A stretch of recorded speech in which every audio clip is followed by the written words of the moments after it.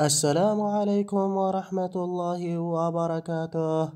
إذا بعد وصوله مساء اليوم إلى العاصمة لومي الطوغولية لإجراء التربص، ها هو الناخب الوطني جمال بالماضي يجري أول حصة تدريبية لأشباله في ليلة اليوم.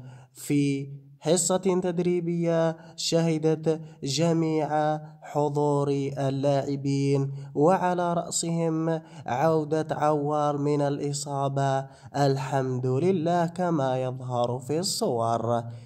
وشارك جميع اللاعبين في الحصة التدريبية، ويبدو أنهم سعداء بالأجواء في الطوكو، مما يؤكد استعدادهم الجيد لكأس إفريقيا بعد أيام قليلة إن شاء الله.